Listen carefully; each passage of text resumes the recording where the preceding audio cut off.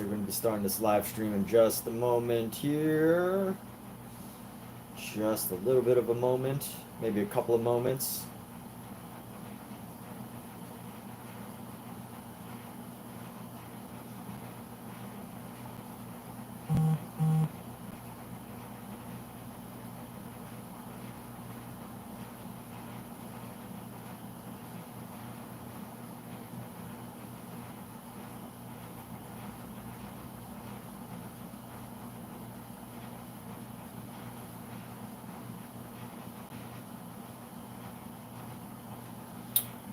All right, let's see. Preview.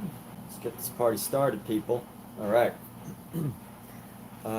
This camera has 100% battery, so let's switch this over to this one. We're going to try to keep our phone charged up here. Keep my regular phone charged up.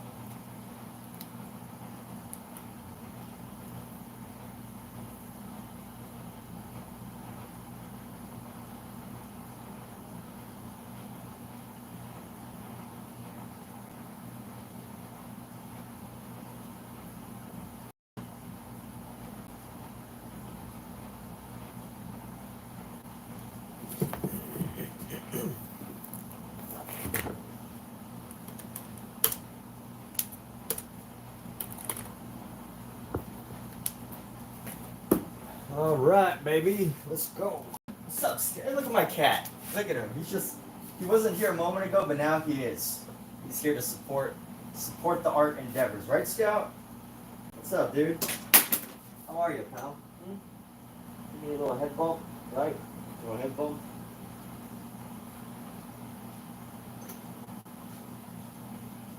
My boy. It's my boy. My boy, Scout. Wow.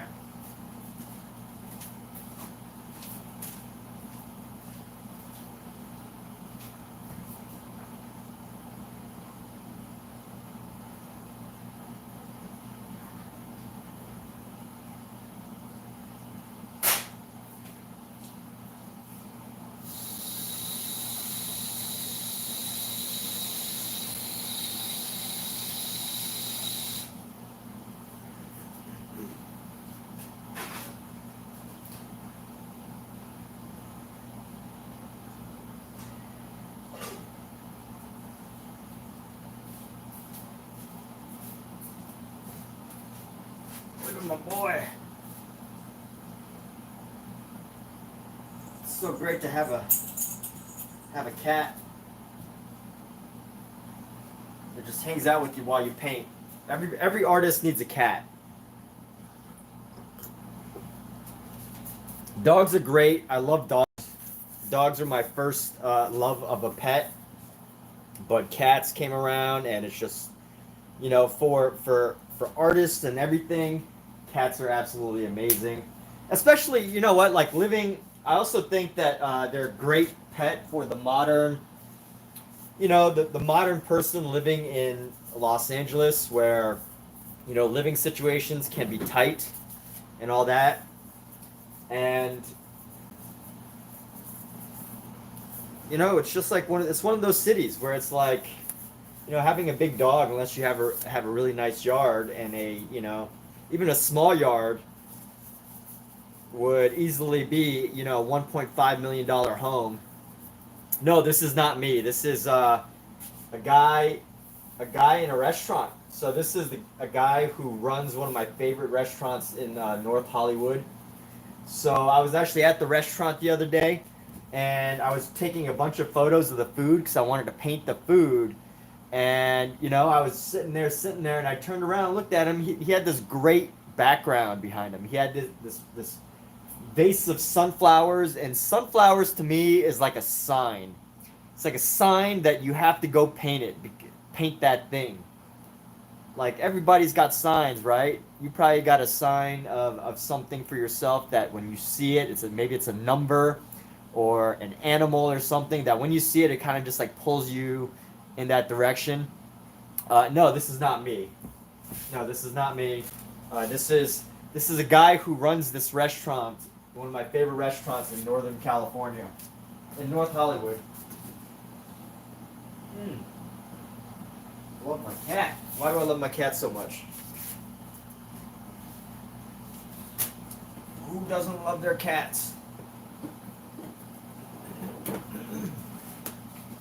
But yeah, I guess I should talk about painting and not cats. But I kind of am talking about painting because, you know, dogs were definitely my first love of pets. But after getting cats and living in California and Los Angeles for a little while, it's like, you know, I would still love to have a dog if I could give it a nice outdoor lifestyle.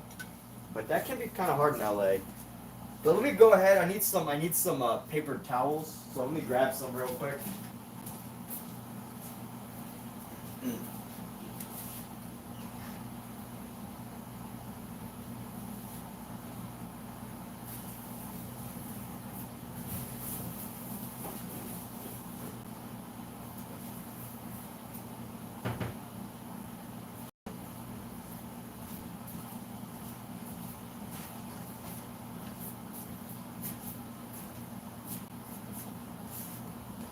I use these cleaning rags. These are white rags, professional white rags for toolbox. Thousands of uses for painting, staining, automotive refinishing. I mean, very good use. Pretty amazing. Great use. This is the box I use. Let me see where I should store it. It's probably down here.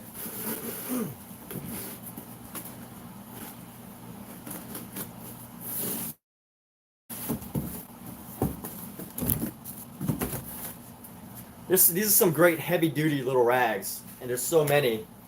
I actually got them from Home Depot, but some amazing, you know, very high-use rags. I feel like they could do a little better job of absorbing, but what I like about them is that they have like a very rough texture. It's almost like no, not quite microfiber, but it's a little bit rough. Lots of fiber, so, you know, I feel like if I ever need to wipe down a canvas or like, you know, clean off a brush, it has that extra texture that helps it to make it easier. But this is a thing that I like to use. These what brand is that? Professional white rags. It doesn't say the name.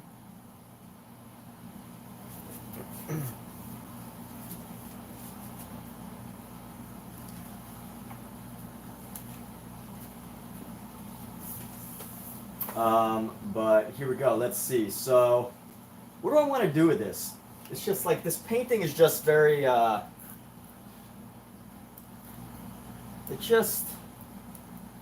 There's a few things missing from it. You know, that just doesn't feel. It just doesn't feel where I want it to be. So I still got a lot of work to do on this. But let me grab a brush right now. Let me find a good brush for this. Let me see where we're at and how I'm feeling. Let me grab this brush. Try to find a couple brushes that I can use. Find this brush. And then we're going to unstiffen this brush right here.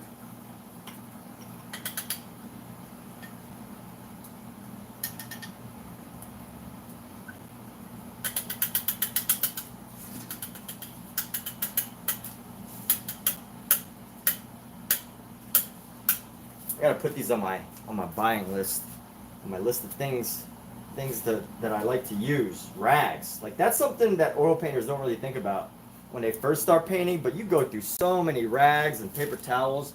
I used to use like old shirts and stuff, and I was like going through all of my shirts or whatever. But we're gonna start with these two brushes: a flat brush and a filbert brush.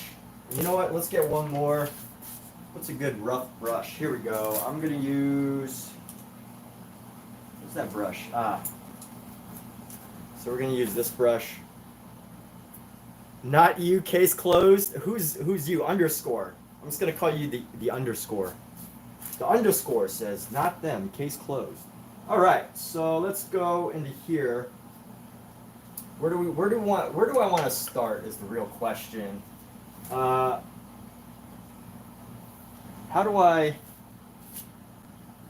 What should I do? Where do I really want to start here? Let's go into the face and let's go, you know what? Let's go under the mouth. So this part of the mouth has come up a little, and that actually makes sense. So I want to add a little bit of a shadow right underneath his mouth. So just a hint of a shadow here is the goal. So we're going to try to pull a like ultramarine blue as our just a hint of shadow underneath.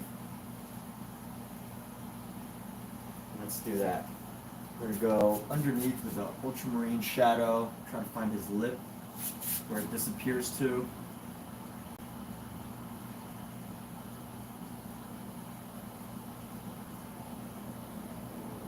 Not you, case closed. All right, not you. Fantastic. Not you, not me. Someone just said not me, case closed, so that's what I'm responding to. I'm going to use this for some of the, the facial details. It's got a little bit of a stash going on. I don't want to get too into detail with the stash, but I do want to start to add some blue and some different colors here. So we're going to add a little bit of a blue highlight.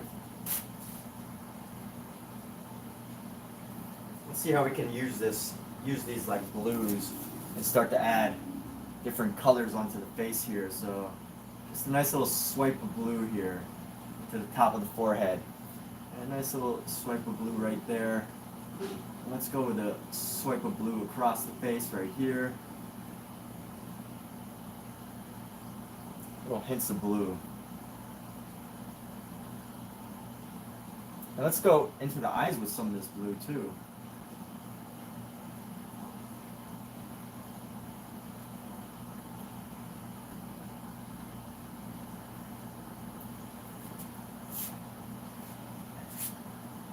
Let's go into this eye with some of the blue.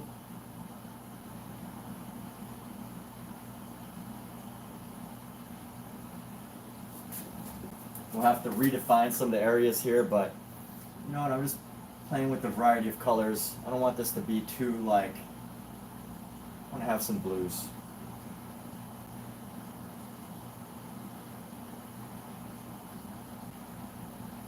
I get a nice little blue highlight right here around the neck. And then get some blue right there.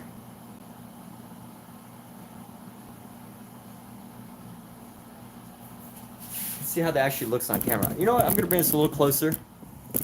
We could do that, right? Everybody be able to see my cat. If you can see my cat, I'll be good. Let's see. As long as everybody can see my cat, because my cat's awesome. Oh, no. You're going to miss him. Everybody wants to see him, right? Here, let's push him a little closer. Right there, Scout. All right. Who wants to see my cat? Everybody wants to see a cat, right? If you don't like cats, I don't know what you're doing in your life.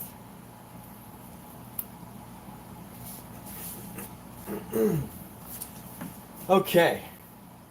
So let's go like this, bringing in some blue.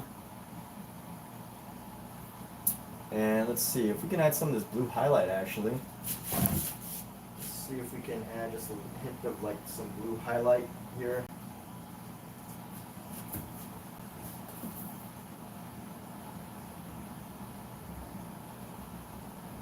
It's a little too much highlight there, but you know, we'll just keep working until eventually we get it just right.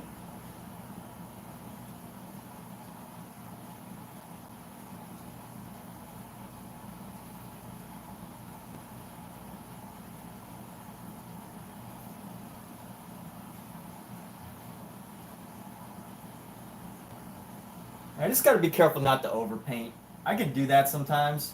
That's probably like one of my biggest things is, you know, because of the way I paint, right? Like if you've ever watched my previous live streams, you know, like the typical artist will have sketched out their entire painting. You know, they'll spend like, I don't know, however long it takes them to sketch out the initial painting, and then they'll transfer it. And then basically it just becomes like a paint by numbers thing, right? They spend so much time in the design and the structure and the composition, and then they just transfer the drawing, and from there it just becomes pretty much like a paint by numbers for themselves. But you know what I do is I try to actually a different technique than I usually do with this painting. I did. I started without any sketches whatsoever. I just went straight into design and color without any real like normal sketch like I usually do. So this is actually a little different than I would normally, normally paint. So, still trying to feel it out, right? Like anytime you do something a little different, you're gonna have some possible issues or things that you like or don't like or just doesn't seem familiar. Let's see if we can blend this in a little bit.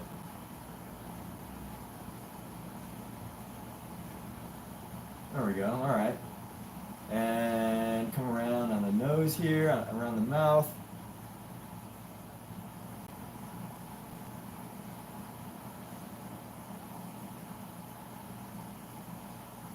Does this guy look like me?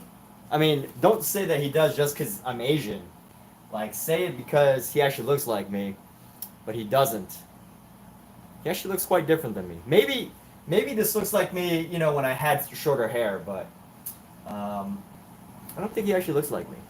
So maybe sometimes, it's like maybe a possibility that occasionally he, looks like me.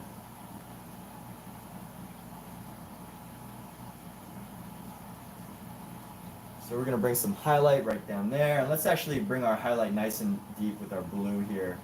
I want to mix in some blue highlight, add a variety of colors along his face, and I need to reduce the shadow that we've got in here. So let's go bring in, just to tone down some of this shadowing that we got going around the eyes here, just a little bit. It's a little too deep what we got here as far as shadow goes.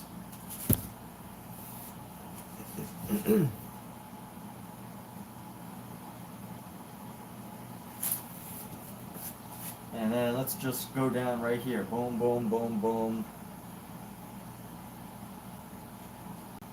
And then boom, boom.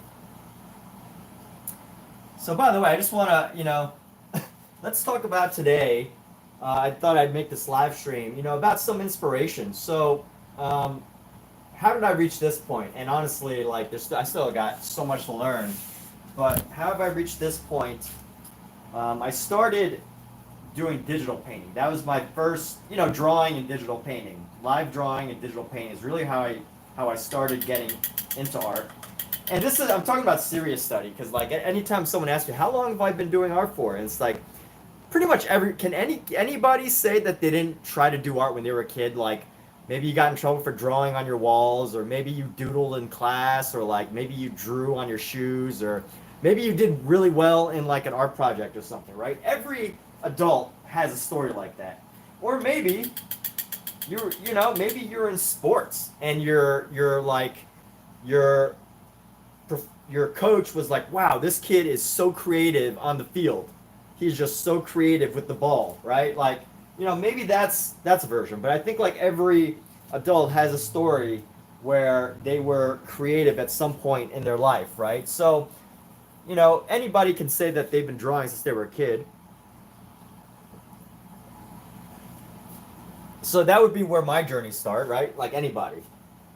But as far as serious study goes, I started with digital art. I was actually studying to do some concept art. So if you don't know what concept art is a very specific type of art where you are basically, looking to paint and draw for studios and stuff.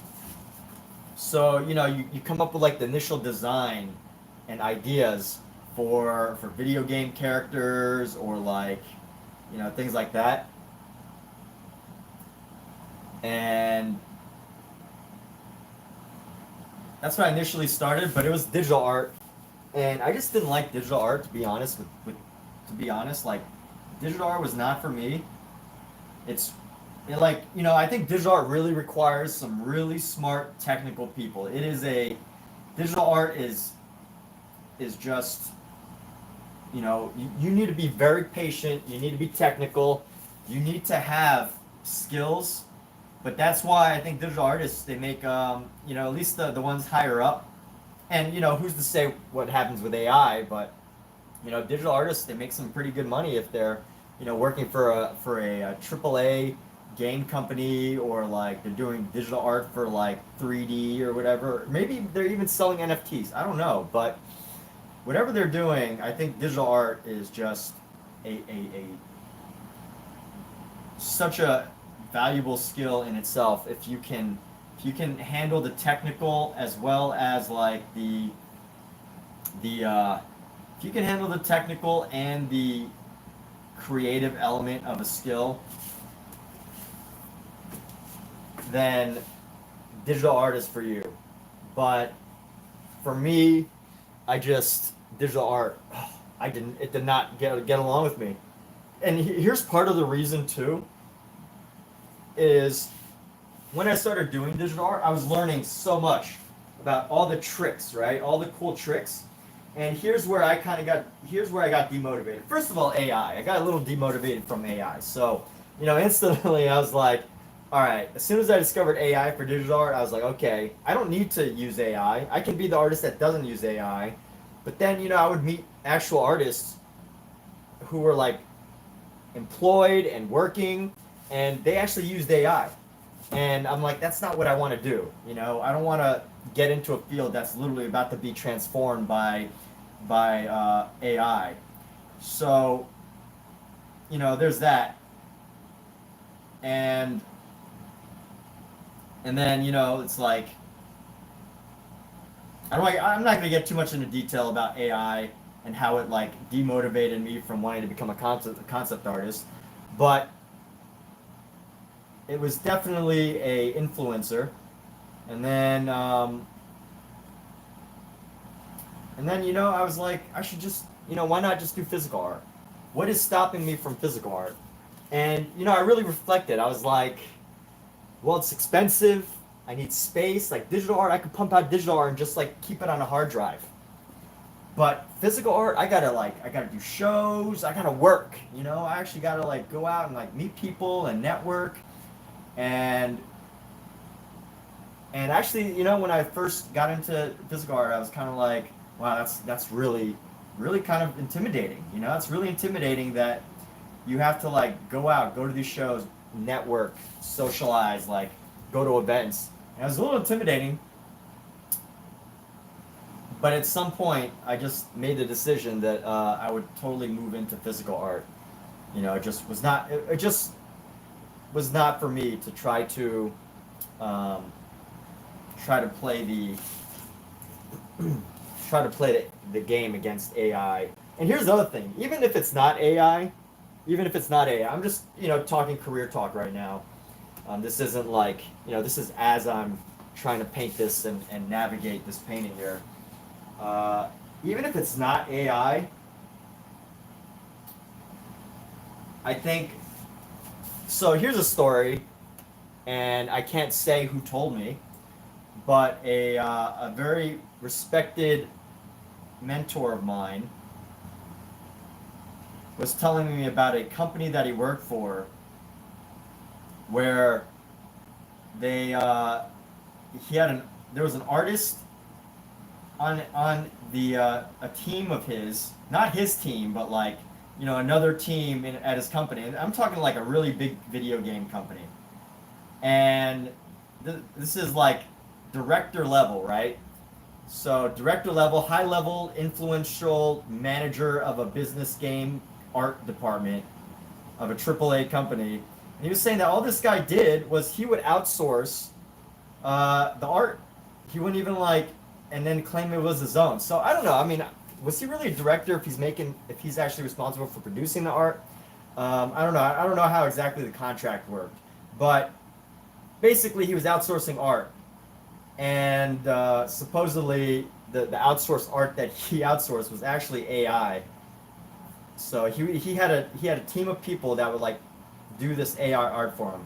And again, we're talking about a very respected AAA video game company. And it's only one story, right? Like I've definitely stories like these popped up all over during COVID.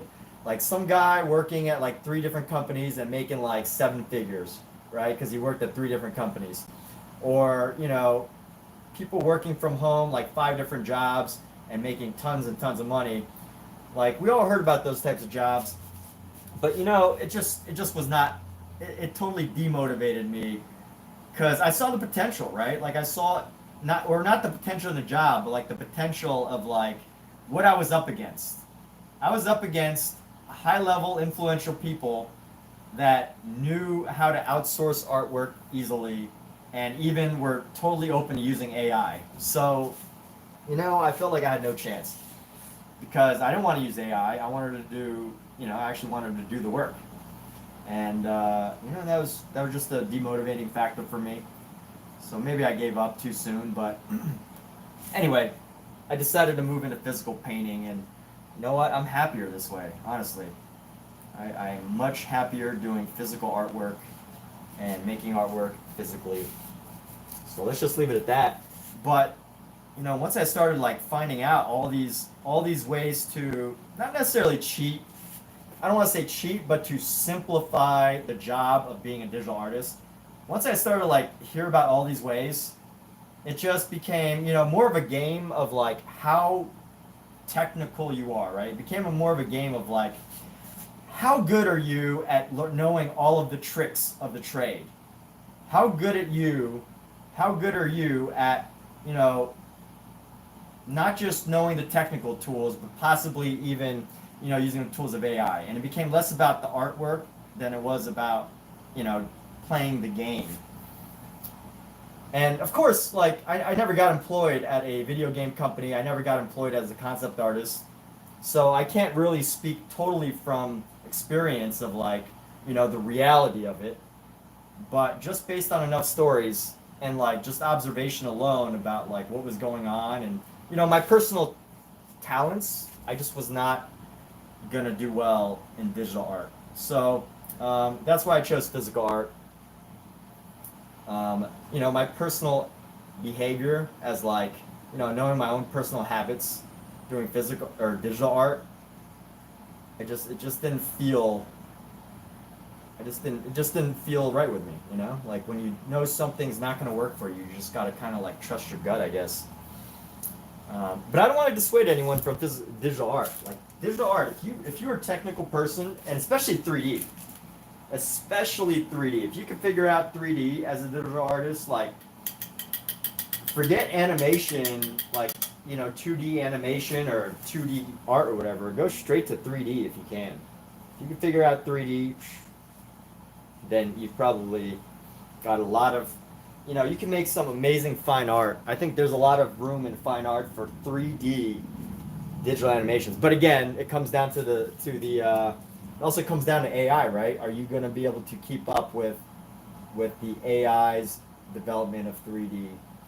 And then, you know, it could be hard to market 3D work if you're not online savvy, I think, because, you know, 3D work, you can't, well, you could sell it as models for like 3D printing, but you can't really like sell it as like, you know, you can't really sell it. It's a little bit harder to sell, in my opinion. So there's that. But yeah, I mean, 3D art. If you're technical, if you're computer savvy, I mean, you got some great career options. But for me, you know, I just didn't want to dedicate. I wanted to dedicate more time to the artistic expression of ideas, the creativity. You know, learning one tool, right? When you're doing digital art, you got to learn hundreds of tools, and then you got to learn the best tool. So you can know 5 or 10 different tools, but sometimes there's like the tool of an amateur digital artist, and then there's like the tool that master digital artists use, and then like so many more. And you know, it's just so easy to get lost, and I just did not see myself committing that much time to mastering the digital art tools. So, you know, again, don't want to demotivate anybody. That's not the intention here, but just, you know, real talk, right? Real talk about what I felt was what I was experiencing and why I chose to not stick with digital art. But what I will say that, you know, is very eye-opening. I'm very glad for my mentors because, you know, my mentors were all like top tier concept artists, some of the best in the world, working on AAA games that we've all heard of, like StarCraft and some of the Marvel stuff and all those things, and just amazing artists that I got to hear from and work with, and just very exciting. But the more you learn about it, like, I don't want to learn. I didn't really want to have to like focus my entire career on like figuring out the tricks, right? It just felt like it was like I felt like digital art was about figuring out the tricks, figuring out how to do, how do you, what's the best exact tool for the job, and that's the nature of being a craftsperson, right? Is knowing the best tools and how to best use them. But there's like hundreds of tools. Whereas painting, you might have like 100 different brushes, but like with digital art, there's like hundreds of different tools. Like literally, you got a lasso tool, a pen tool, a brush, thousands of different brushes, shortcuts, photo bashing. There's just so much when it comes to digital art that if you don't start early, I think if digital art, if you're starting before you're 25, it's good. But if you're like over the age of 25 and you want to try to get into digital art, then hopefully you have a very technical background and you're very open to, very easy to like learn things. But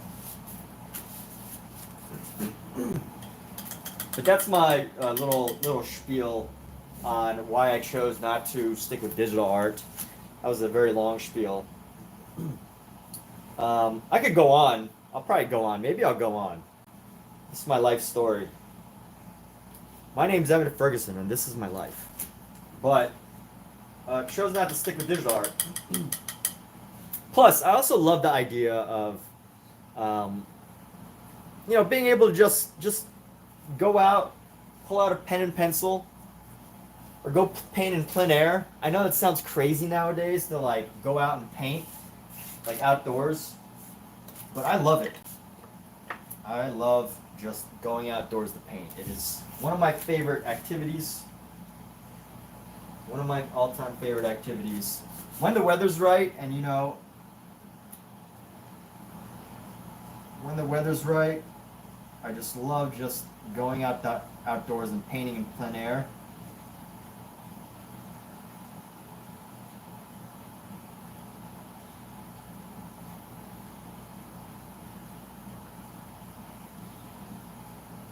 So this area is going to need work later, but I'll bring this down a little bit.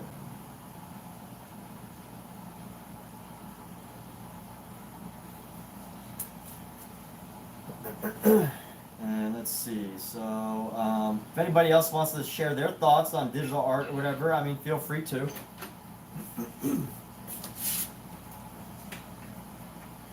Hey. I'm painting.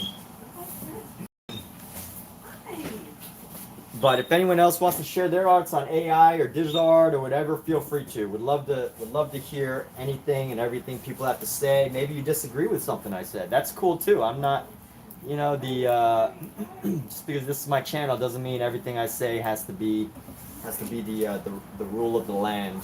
All right. You want the door open? Get some fresh air. It's cool. Okay, yeah, turn off air. That's fine with me.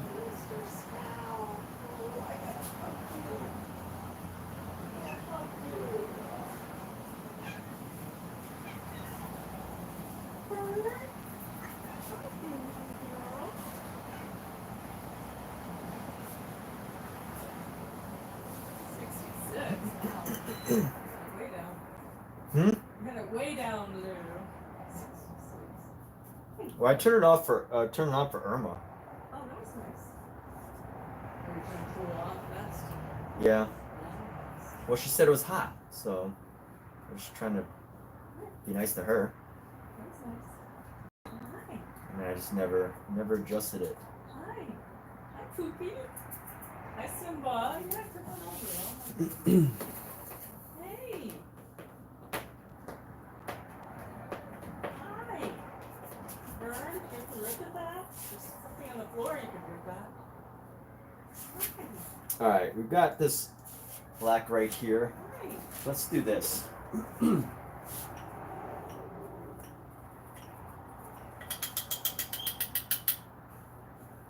off this brush. Right. Got this right here. How much more time do you have? Why? I don't know. You can drive somewhere. It's really nice. You want to drive somewhere? Okay. If you want to. If not, you need to.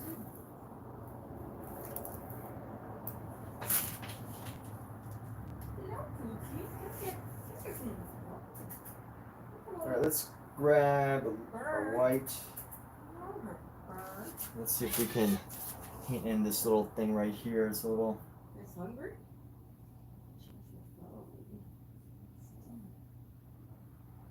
A lot of traffic coming through. They said it was a nice drive. Traffic's not nice to drive in. Huh? They said it was a nice drive. Traffic's not good to drive in. I mean, it wasn't bad. It was just. It wasn't bad. It's a lot more going the other way. Okay. All right. It was fun. It's just every single time I've driven there, or back from there, it's always just. Oh, yeah. So as I was saying, the one great thing about learning digital art though is that whether you learn, if you could do digital art, you can definitely paint. Because if you can learn to use 100 different tools and learn how to and you could do well in digital art, you could definitely also do pretty well with physical art as well. I'm almost certain of that anybody that can learn the fundamentals in digital art is going to be able to learn how to do a physical painting. Bounce back in the spot. I'm not saying it's going to be easy, I'm not saying that you will know overnight, but if you can do the fundamentals of a digital painting, if you can do the fundamentals of a digital painting, you're going to be fine. So here we go. We're going to bring this down. Yeah, I think I'm going to be painting for a while, so I don't know. Oh, okay. I don't think I could entertain that idea. You don't want to. Do you really understand? I don't know if you do. Yeah. You sure? You Yeah. understand? Okay. You're busy. You're into it. Yeah, and I just started this stream let's see, 40 minutes ago. Oh. Okay.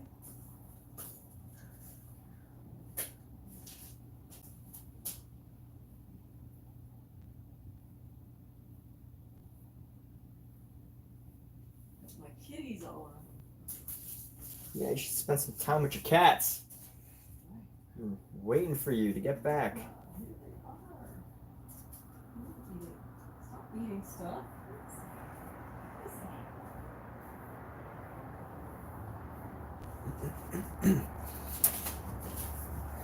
Okay, and let's see, how can we paint this all to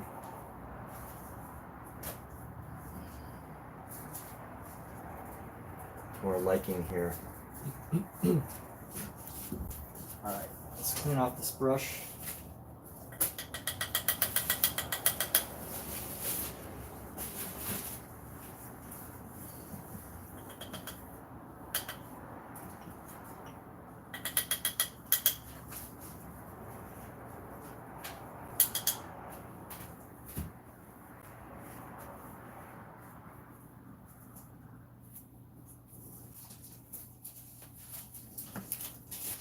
We gotta clean up this section of our bowl.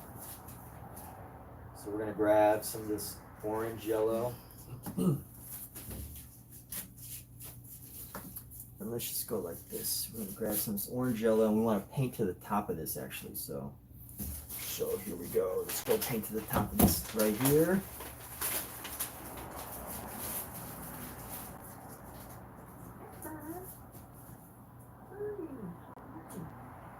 You okay?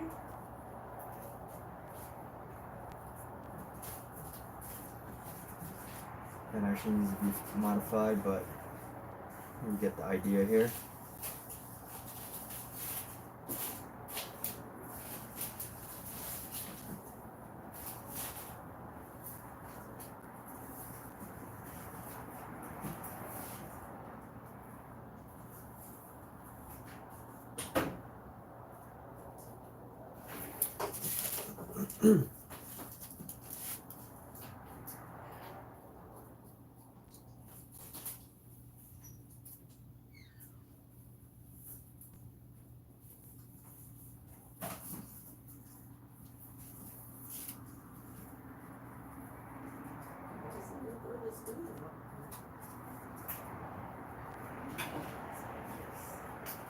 And I like where the hands are at. I just got just a couple little adjustments that I need to make. How do I make these adjustments? Let's see. Let's clean off this brush. Got this separated here. Now we can do a little moving around here. Let's move around our little area here. Keep it like a nice cloudy look. Give it a little bit of a cloudiness, a wispiness.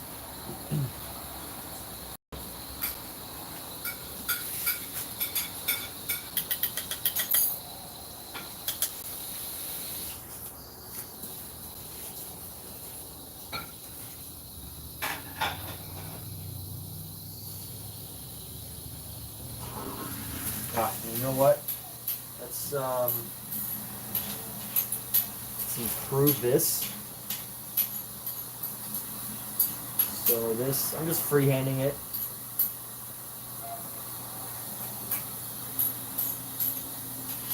Freehanding the top of this spoon here. And we're going to bring a little bit of the spoon just to make it look like it's popping out.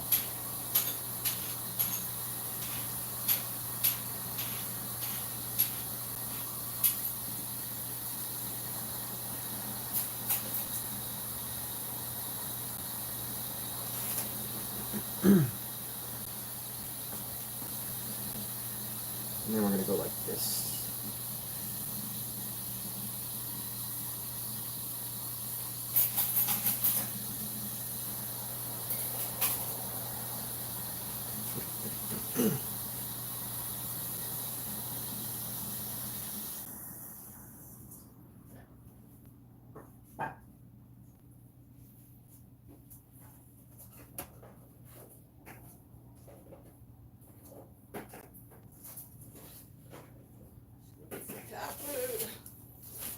Alright, let's see. Let's paint down this side as well.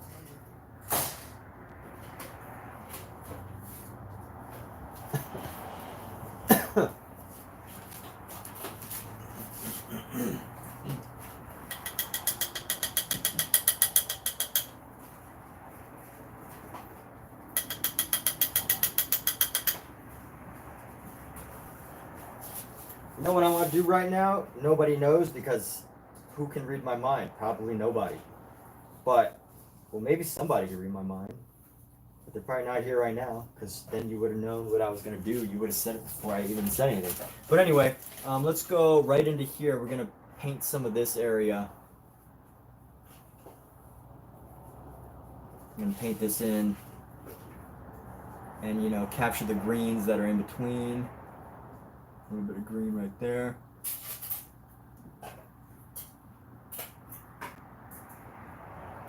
And let's go a little bit of green right there. Green there. And let's see how we can find, you know, some of the greens. We'll go green right there.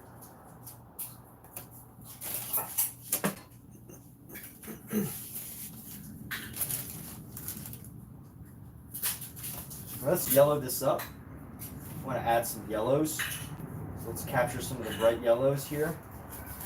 And we're just going to find little hints of like of a light green right in there. Did you turn this water on to boil? Oh yeah, you can turn it off. You don't want it anymore? Huh? You don't want it? No, it's probably been heating up for a while already. Oh. Forgot that it was on. That's what, but I set it on a light boil, so. Yeah. It's hot. Huh? It was hot, but not like super hot. Yeah. Don't forget that you turn your stoves on, people. That's dangerous.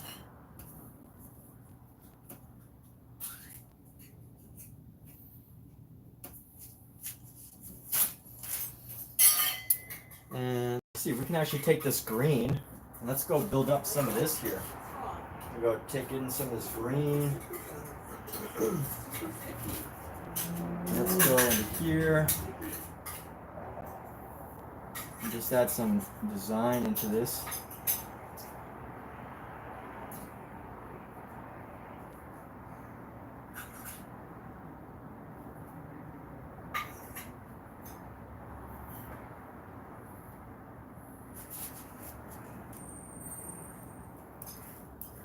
And at this point, it's really not even that much about the reference as it is just, you know, just about the color.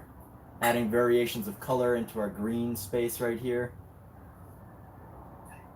Adding color variation. There you go. Something else to try, yeah. Something else to try.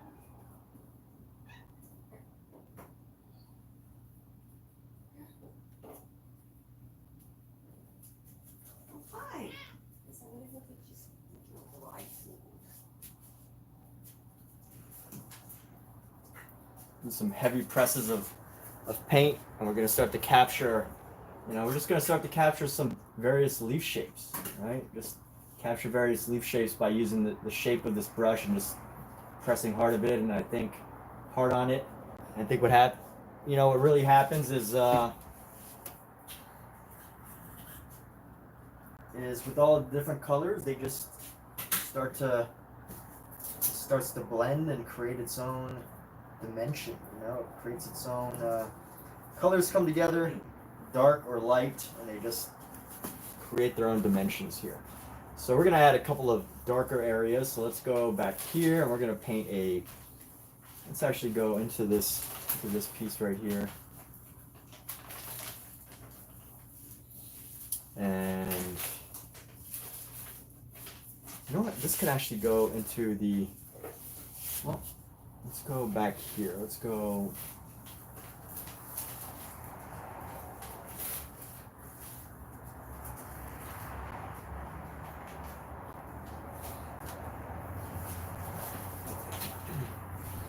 I'm not sure if I really like this.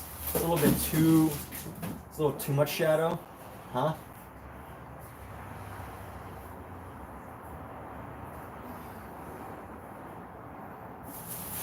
A little too dark.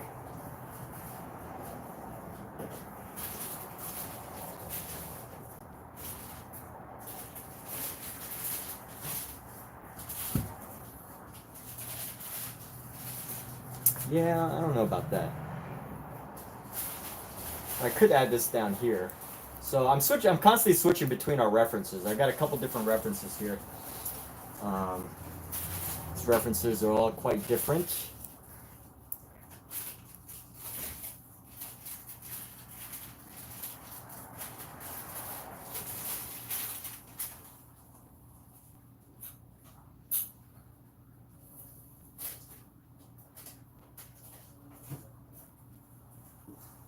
Very different references here.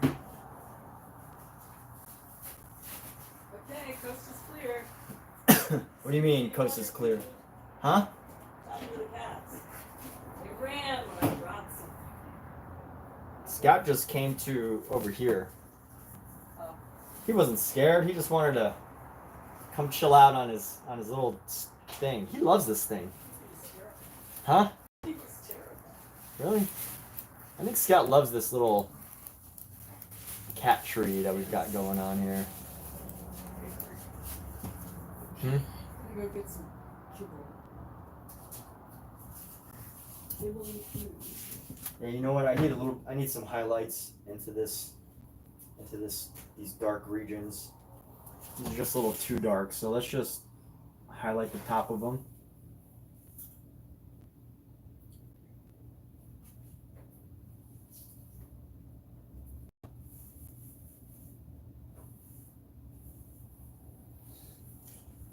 you know, we want some contrasting shadows, but not too many. So let's get like a little contrasting one in there.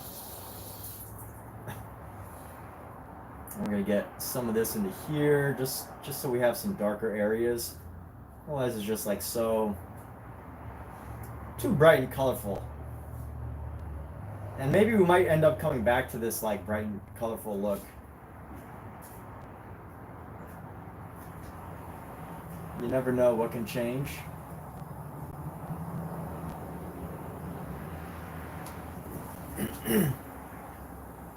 But I like the idea of being able to create some dimension into the painting, adding dimension.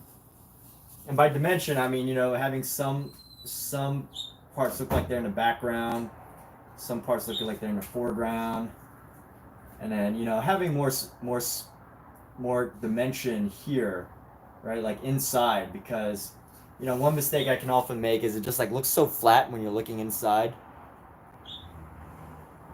It just looks really flat when you're kind of like looking at this part. So I want to try to avoid that. And let's see, we got our green. Let's go, we got our green right here. This is very, very colorful green.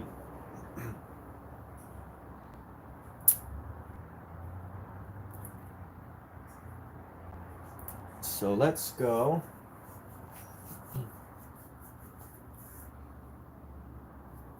Honestly, this is looking pretty good. I like it. It is looking pretty good. Well, I feel it is a little bit unbalanced. So I need to bring in a little bit of weight on this side. As far as this flower pot goes, it just feels a little bit unbalanced. In a sense of like, all the weight feels kind of like it's falling over on this side. So I want to make this a little bit more even. This is one thing I learned in like elementary school or middle school that I actually remember art-wise, is one of my art teachers was always talking about balance. You know, like finding balancing in your artwork. If you do anything, just, you know, try to find a balance. If it looks heavy, there's a lot of, you know, things on one side, then try to balance it out by adding things on the other. And of course, you know, any rule, once you know it, if you want to, you know, break it, that's up to you. But, you know, that's what I'm thinking as far as this flower pot here goes, is I don't want all, you know, I don't want it to feel like all like it's just like on this side, right? Because then it just kind of like falls over. I want to be able to give it some dimension, and like I'm not see, this isn't what I'm seeing, but at least, you know, at least it builds it up.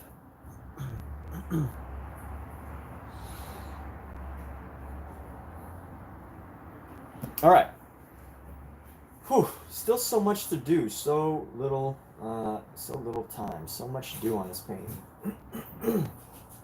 And sometimes hard to know too, like what to work on.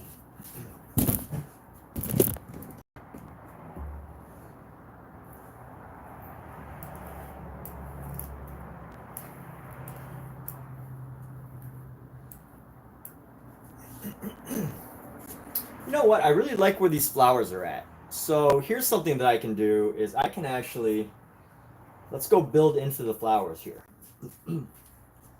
We're gonna go build into the flowers, or paint into the flowers. I always say build. Why do I always say build? But we're gonna paint into the flowers.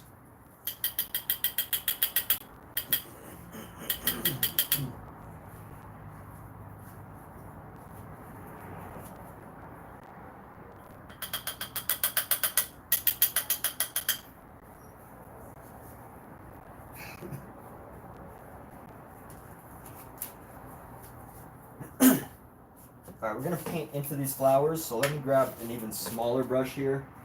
I want a nice small brush. This, but it can't be too rough. It has to be a nice, gentle, small brush. So I have all these different brushes, but I gotta find a gentle one that's not going to push paint away. You gotta be careful with that sometimes, because, you know, if you don't use the right brush, you gotta find just the right brush. That's why every brush has its use. Even the ones that, you know, you're planning to get rid of, like sometimes you just find a use for them over time.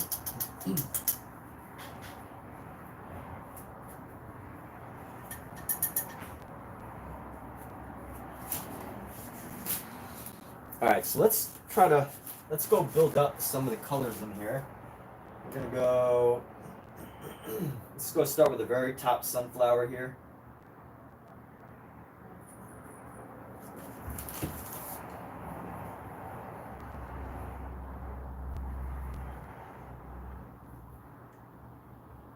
And I don't want to kill it with all this red, but I do want to bring some more of it out.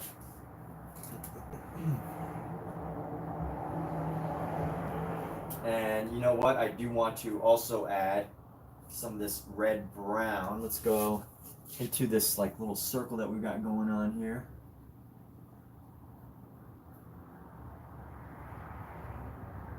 And then a little bit into this circle right here. We're going to go around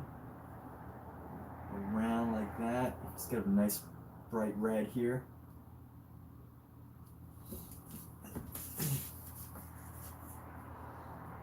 We're going to use a red brown for these the little inside here.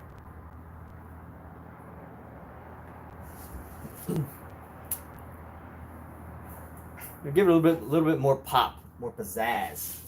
Pizzazzy pizzazz. Pizzazz pizzazz. A little more pop. That's why we paint with colors, right? This is why we have color. That's why people paint, so that, you know, they're not so focused on just everything being gray, like pencil or pen. Again, nothing, just to clarify, nothing wrong with pencil or pen. But if you paint, like, what's the point of painting if you're not going to use color?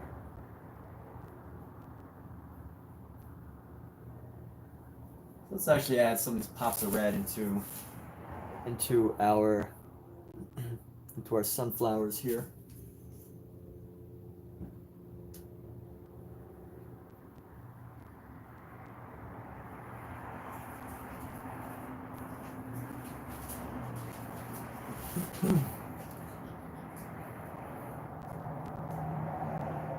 And then let's go into the pink now. We need some pink. So we're gonna have some pink designs here. So let's go like right there. And we're gonna have a little piece of pink right here. A little flower, a little blooming flower, pink right there. And let's add some white highlights around these. So we're gonna add some white highlights. So boom, boom, boom, boom.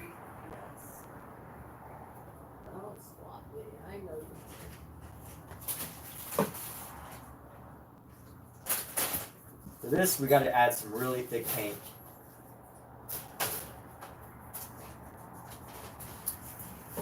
So we're just going to add really thick paint here, just so we can capture the look. Otherwise, you know, the alternative, if we want to do this and just paint it like just perfectly, is you would have to wait a while and let it dry. But for now, if you don't want to wait for it to dry, you have the option to, you know, use really thick paint. And if you know how to use the thick paint just right, you could, you know, really get some texture right on top of everything. And here we go.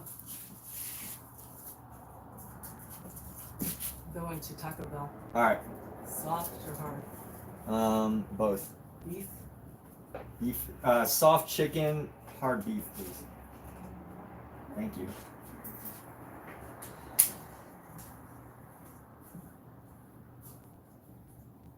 Is that amazing? She's going to give me some Taco Bell. My guys. The cats eat you. YouTuber's girlfriend of the year. Of the decade. The century. Eat your canned food. Sitting here. Eat it. Eat it. Eat. All right.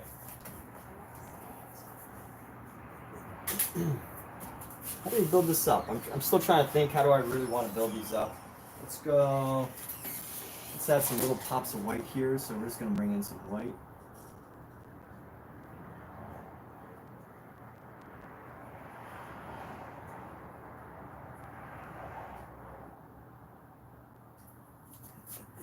You know what? We should really just contrast, and instead of trying to match the color exactly, let's just add different colors. So we're gonna add some yellow in there, and then we're gonna add some yellow into here. Maybe a little bit more yellow. Let's grab some more yellow. So I'm really just focused on picking up a lot of paint. So this is called impasto. Impasto is when you just like basically just pick up a lot of paint. Honestly, this isn't even a lot. It's called loading a brush, right? So you load it up with paint. And just with impasto, you just pick up a lot of paint and then you just lay it down. Like, you know, what do bodybuilders do? They pick up weights and then they put them down. So what do painters do? They pick up paint and they put it down. When asked, what do you do as an artist? I pick up paint with a brush and then I put it down.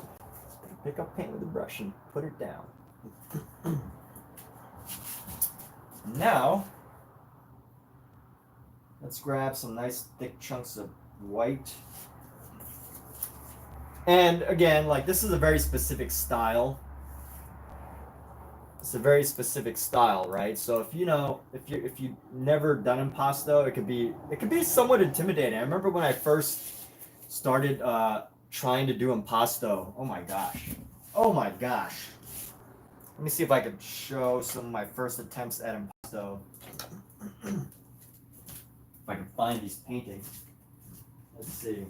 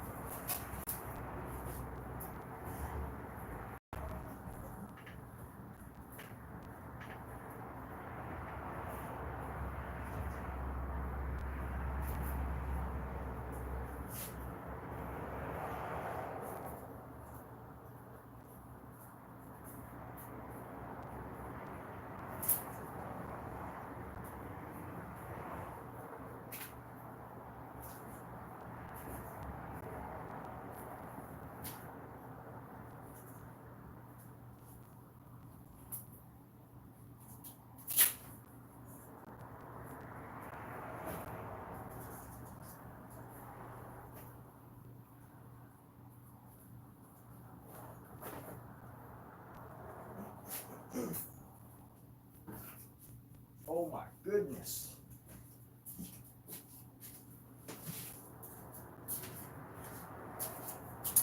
All right, this isn't the example I really wanted to share, but you can see in these areas I was really trying to figure out how to pick up a paint and then lay it down in a way that created an impasto effect. But all I ended up doing was just creating these like little brushy strokes, these little brushy effects. And there's no raised area, but anytime you use impasto, you can actually see that there's like a texture, there's a raised section here. So that's the difference, right? Like you see right here, I was trying to go for like an impasto effect, and you can almost feel a little bit, but the reality is that I just kind of like dabbed it on and just kind of left these little textures, and that's not impasto, it's an attempt at impasto. And if you ever work at impasto, it really just comes down to boldly adding paint where paint has been added. You just gotta just grab it and put it down. Pick it up and put it down.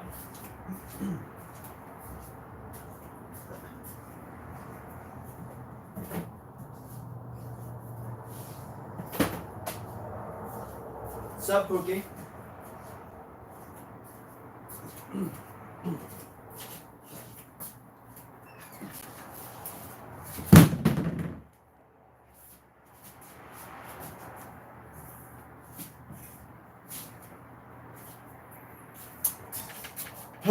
All right, so boldly pick up that paint and boldly place it down.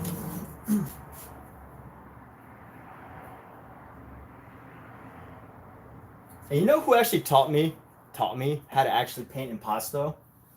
It was a very young girl in a park. So I was painting in a park one day, and this family comes up to me. So there's this guy who didn't speak English, and these two young girls, and one of the girls spoke English. So I guess this one girl was with her uncle and her cousin, and so she comes up to me and she's like, "Hey, my cousin over here, she's an artist too. She really just wanted to see what you were doing." And I was like, "That's great. That's awesome. Do you want to? Does she want to take the brush over and just like do the painting? Do some of the painting?" Hold on one second. Let me see if I can find that painting I'm talking about somewhere else.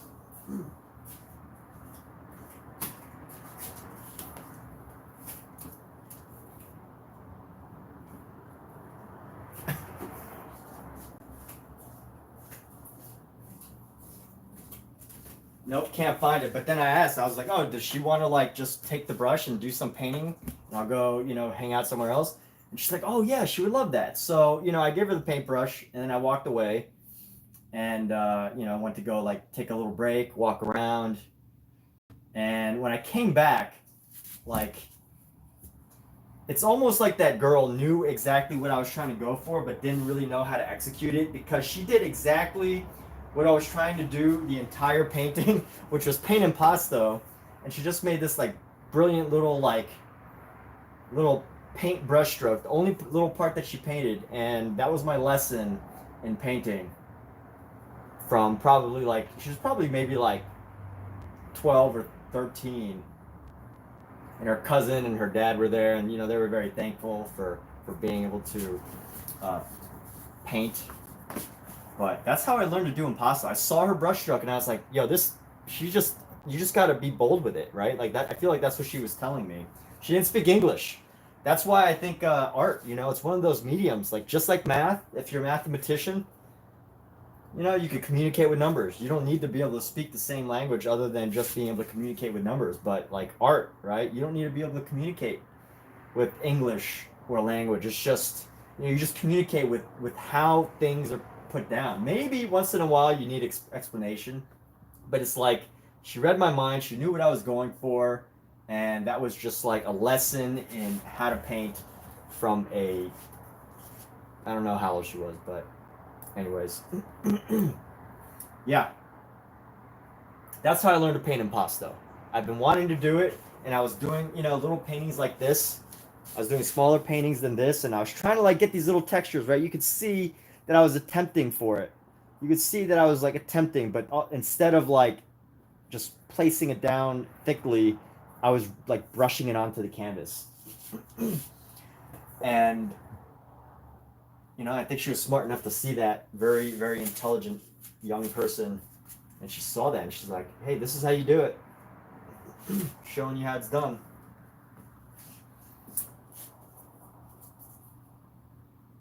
That's my story of learning impasto. Good lessons, good lessons.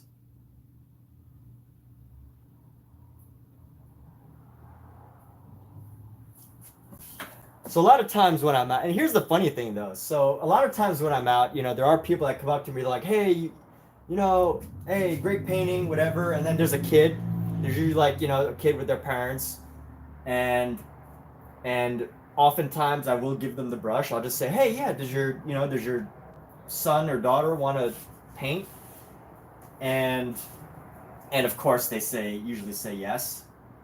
And then there's like other kids. There's like you could just see there's this super talented young lady who shows me how it's done, and there's this other kid who just like so I was doing this outdoor painting, and he just decides to take a big chunk of black paint and just stick it in the middle. And it didn't ruin my painting because I was painting the ocean.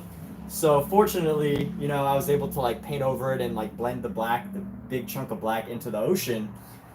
But it's just funny, and I'm not trying to criticize the kid because I gave him the brush, and that's his own form of expression, right? It's as valid as the other thing, but at the same time, you can kind of get a sense of like, people who take it seriously and like maybe can almost read the mind of another artist versus someone who just is doing it just for the fun of it.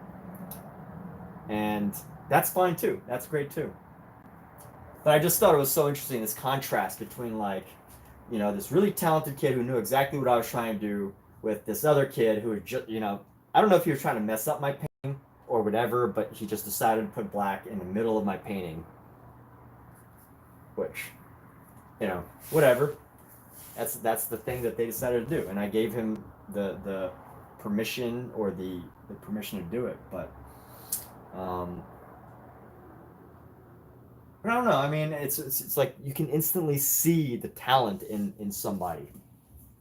You can just like you just know that this person has a you know skill in their painting technique. You know, but enough about that. I don't want to go too much in depth in that. So anyway, let's see. Back to this painting. Where should I go with this? Let's see. Where do I need to work on?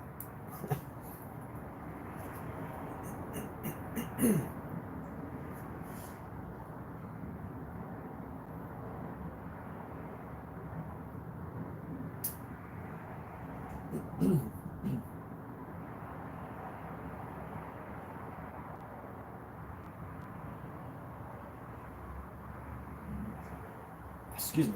All right. Let's actually paint onto here. So we're gonna grab some white stripes. So this is just a subtle transition for our salmon here. So you know what makes salmon salmon? Orange and a couple of white lines, right? Some very succinct, very specific little white lines.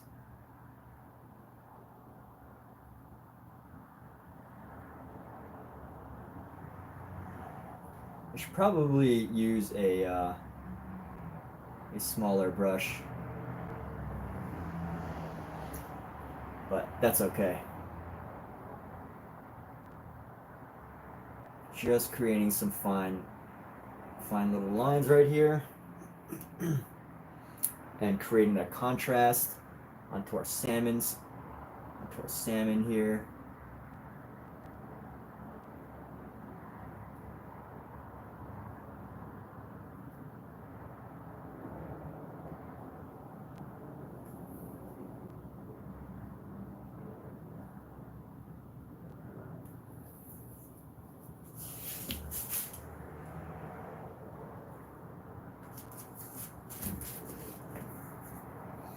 And let's go like this.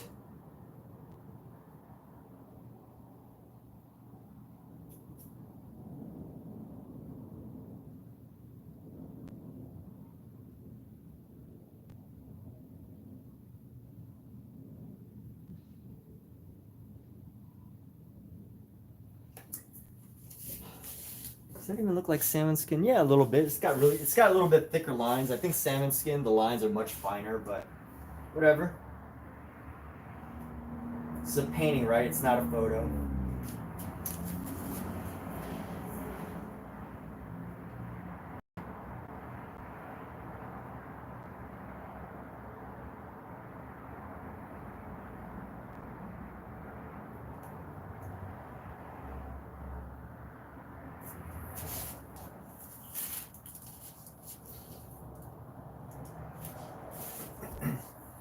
And let's go like this. We're gonna make some finer lines here. Maybe make them disappear, so that it's not as prominent in this one.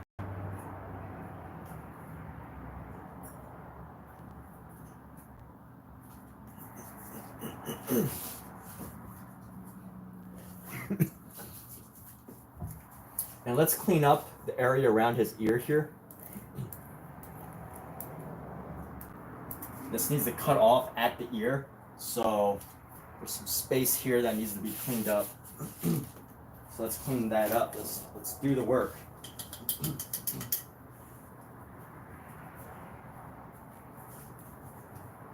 So how do we want to clean this up? That's a good question. I don't know yet. I'm still figuring that out. We're gonna figure this out. Let's go. I want to keep it nice and dark in the background. So let's go with this purple, this dark red purple. Actually, we're gonna go with burnt sienna and whatever this red purple is. It's like a very dark violet, red. I don't know the color. Well, here's the reason. So I'm gonna throw this company under the bus a little bit. But Georgian by Dale Aroundy. I love this paint because it comes out at like just an amazing consistency. I love the consistency of Georgian paint, and by Dale Aroundy. I love the consistency of the paint, but here's the big problem: is that they don't. Their labels, their labels fall off if you just it just falls off. So you have no color, no idea what color you're using specifically. Like I know this is a type of green, and I know the other paint was a type of like red, and it helps to become a master of your tools and know exactly like all the different color variations of red, like alizarin or like permanent or whatever, and that's going to be helpful. But I don't have that yet, so to have this color, and I just know that it's just like a deep red. It's kind of confusing. So anyway, that's my little complaint for little complaint about Georgian. As much as I love their paint, one of the first paints that I really truly fell in love with, Georgian, just wasn't kind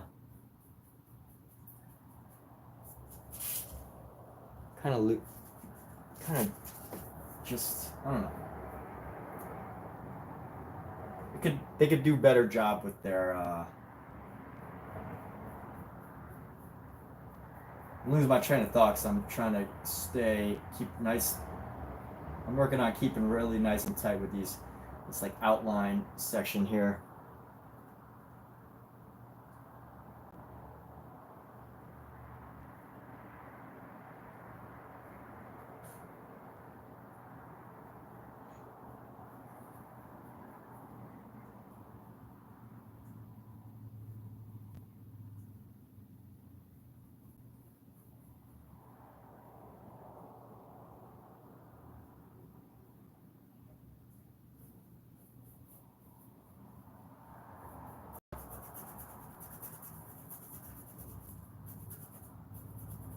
So one of my favorite brushes. Let's just brush this out and.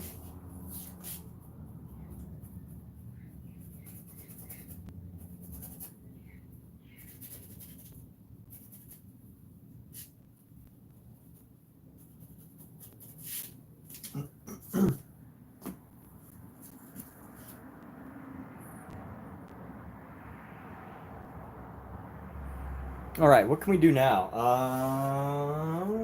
I gotta stop saying just because I feel like it.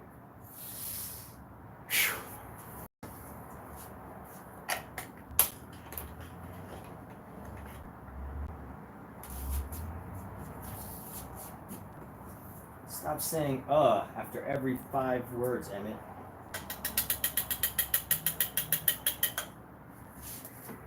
Bob Ross somehow always had the right words to say. Always. How was Bob Ross so good? He probably had an earpiece, but even so, it's really hard to like perfectly say things. So we're gonna bring his hair down right here, his little hair right here, and then bring this hair over his ear just a little bit.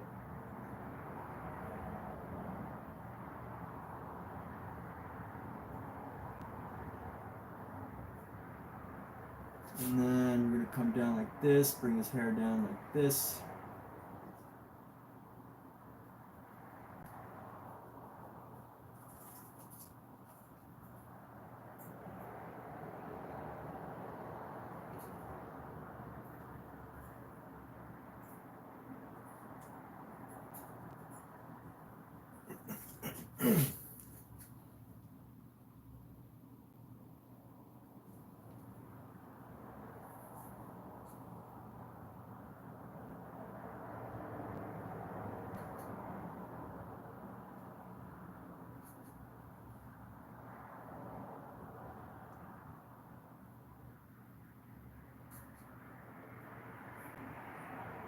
Let's see where else we could go with this.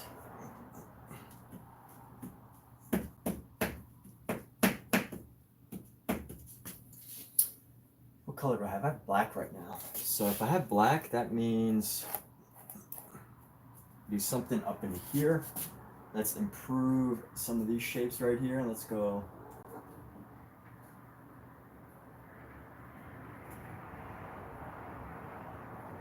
Just want to darken.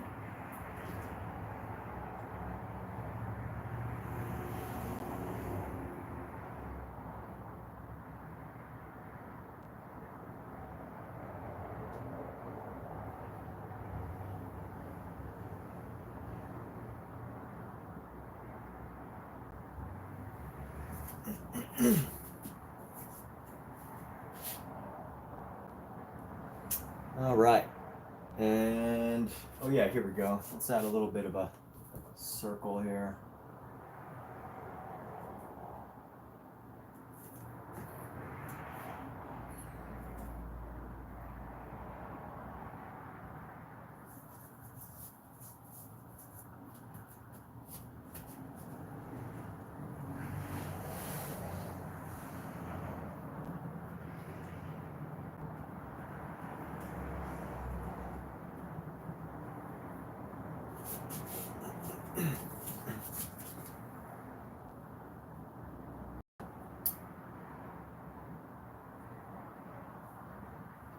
I'm looking into his eyes and just trying to see like some minor details that I can update. So let's update some details around his eyes here.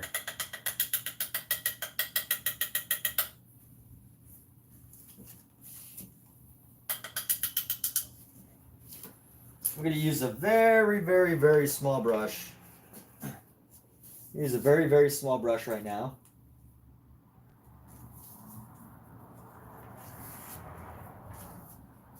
This is probably the only pointed brush I still have, but fortunately it's just small enough. It's a 0. Unfortunately, it's just small enough still to give me the right details. I gotta get like, I should buy like 20 of these. It would really be worth it to have like 20 of these. Because pointed brushes typically get destroyed so fast. This brush is probably the longest lasting pointed brush I have. It's from Rosemary & Co. It's a series 272, so it's made out of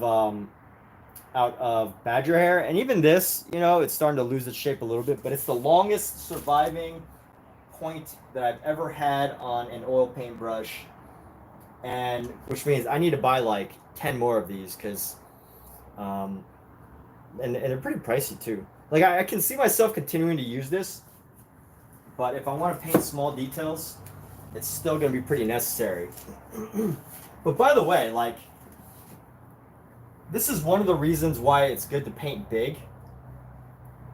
Like, do a big painting. So this painting isn't, like, huge. It's 24, no, it's 18 by, I think it's 18 by 24? 18 inches by 24 inches. Let's see, no, maybe a little bigger. I don't know. 18 by 28, 16 by 24 by 36. Is this 2 feet? That could be 2 feet, yeah. Is that 2 feet? 24 by 36? 1, 2. I don't know. No, it's so 18. So yeah, this looks like 18 because that's 6 inches, 6 inches, 6 inches. So that's 18 by 24 maybe. Is that foot long?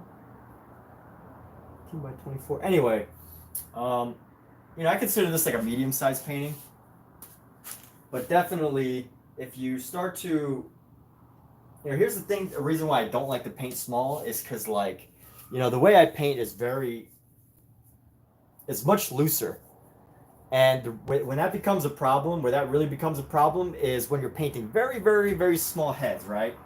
Let's just say that I'm painting the head the size of, like, just his eyes. Right? If you're painting a head the size of his eyes, this little brush is not going to cut it because it's just too big to paint small details.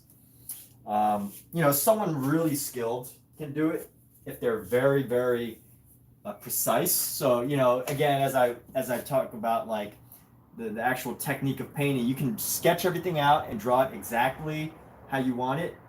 And if you do that and you can paint all the very precise details, then, you know, this brush could pass. But for me personally, since I paint much looser, you know, when you paint with these small brushes, every little millimeter, not even a millimeter, every little millimeter, you know, counts and will affect the end result of your painting. Every little millimeter.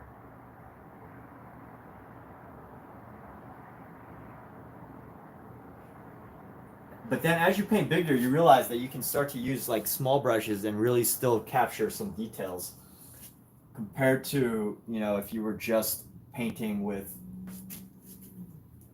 compared to like the alternative, which that's one reason why I like to paint bigger, is because I'm so, the way I paint is a bit looser, a little bit more imprecise even, you could say, because I'm constantly adjusting. I don't sketch it out too much ahead of time. I don't spend too much time with detail.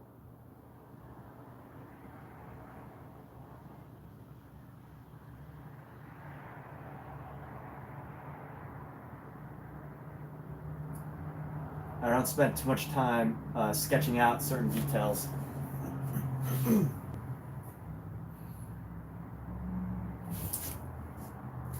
let's add little dashes of highlight right on top of his eyes. This is like the secret to everything, right? We all know, what artist doesn't know this secret that I'm about to share? Pretty much every artist on the entire planet knows this secret. It's like the first thing you learn when you paint faces is this little touch right here, is just a little glimmer on the eye. That's it. The little glimmer on the eye.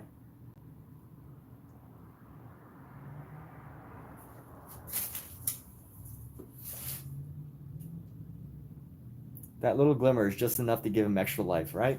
It's the easiest secret to painting eyes. Like if you don't do anything, even if like everything's kind of off, and you just learn to like, you know, paint even mildly. Honestly, these are probably a little too big, but you know, if you just like learn, just paint mildly big, and you just even sort of get the eye correct.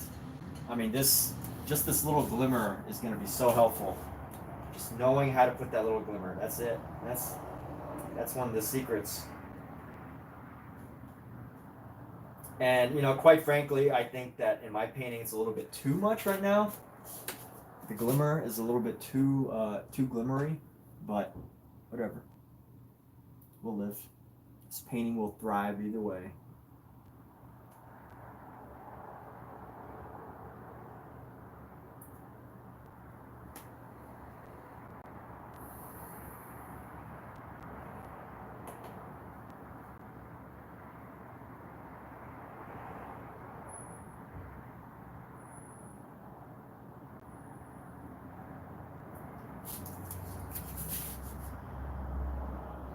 I just want to see how it looks from a distance. All right, that's okay. Let's get a nice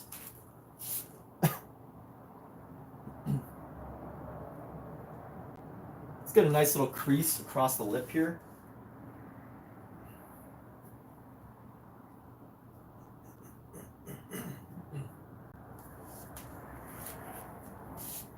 It's going to get a nice little crease across the lip. So we're going to go like this.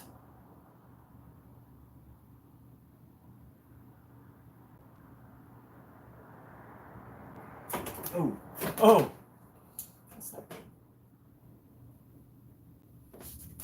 Still haven't figured out a good way to like keep my arm steady on this thing.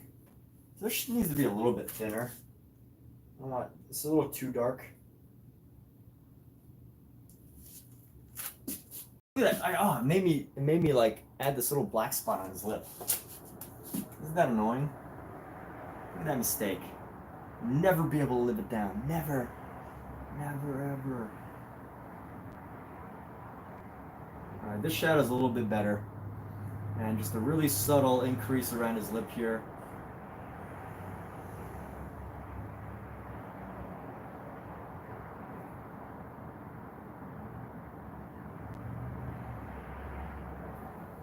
And let's actually add just a little bit into the black. Just a tiny, tiny highlight just to create a little separation in our black here. Just a tiny separation into the black of his nose. Because, you know, whenever you're painting a nose, the nose isn't just a hole, right?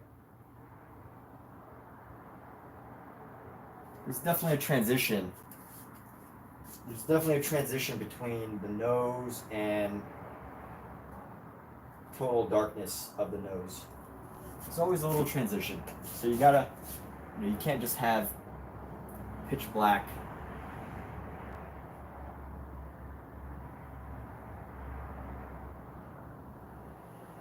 Otherwise, it just looks like a hole. It's a little transition. I don't think this is gonna make. Oh, God. Why do I keep doing that? All right. First, I'm gonna put this painting away.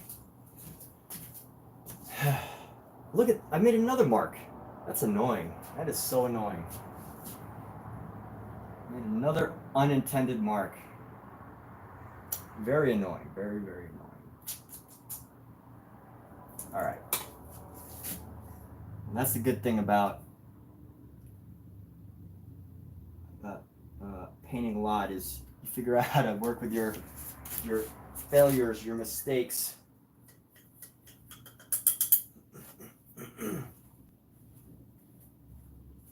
So first of all, the area around the nose needs a bit of shadow anyway.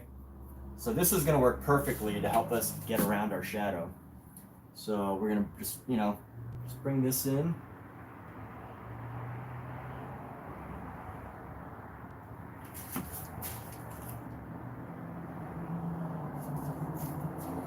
Let's just slide a little bit of this.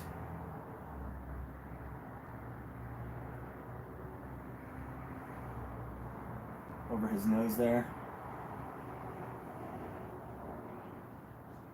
Trying to make it not too dark, not overpoweringly.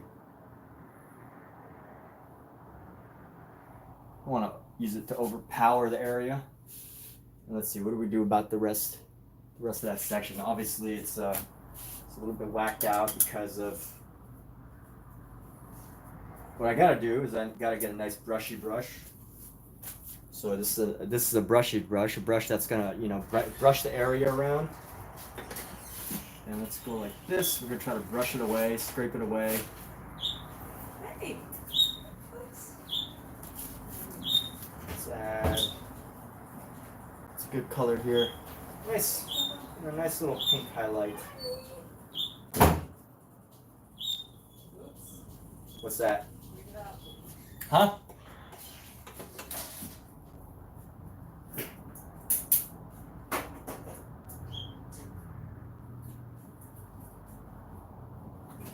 So I use the pink there, and then let's grab some white, and we're gonna clean up this just right around here. So.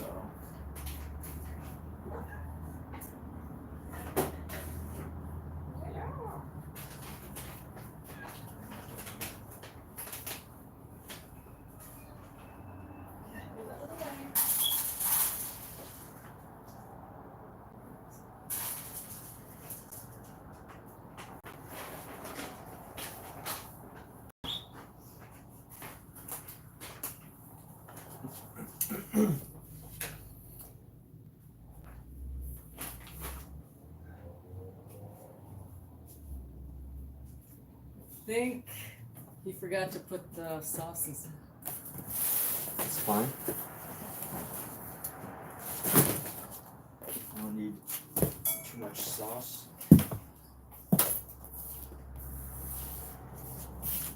But you should have said something. You should have gotten on his ass. Yeah. Just kidding. Just kidding. Because you want the sauces, right? Because you want the sauces, right?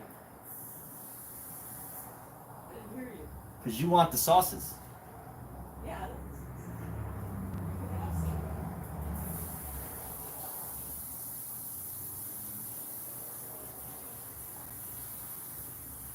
That's one great thing about oil painting, though. You can really turn like little mistakes into part of your painting. Like for example, right?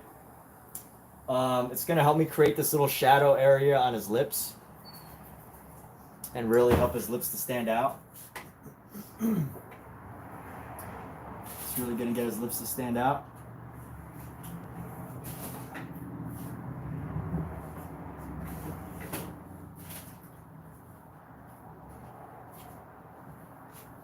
Even if it's not, perfect or whatever.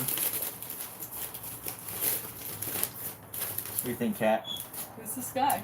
He's the guy from that sushi restaurant that I like. Oh, really? How'd you get his picture? Well, I was there and I asked him. Oh! I went to have lunch, and I was actually gonna just paint the food, but then he was just like standing there, and there's like this flower pot behind him, and I was like, oh, let me paint him. Why not? Yeah. Sushi ramen guy. No sauces. All right. Well, that's not a big deal. Or is it? And now let's see what we can do. Let's blend it in a bit. So let's do some blending here. So this, we're gonna come down, just give his lips a more natural shape here.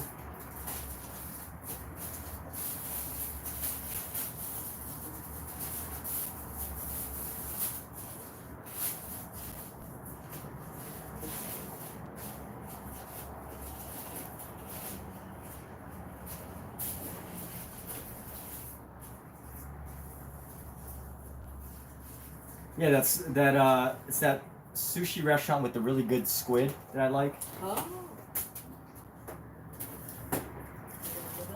Huh? Never mind.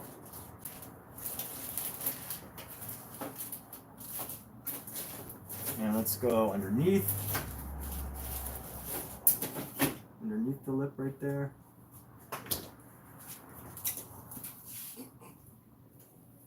And actually, let's improve the highlight around the lip here.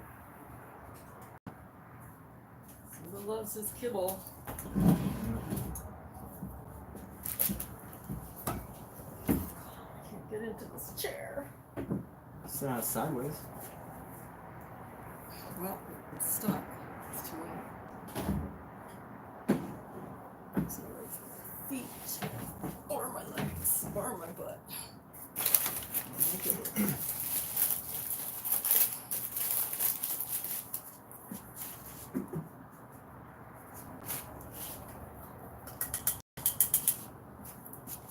All right, you know what, people? We're gonna take a little break so I can eat Taco Bell. Let's get that Taco Bell. We'll be back. We'll probably be back on the stream in a little bit. I know if you're just tuning in, we will be back soon. So be sure to check this out again. But we'll be back in a few moments. Take care.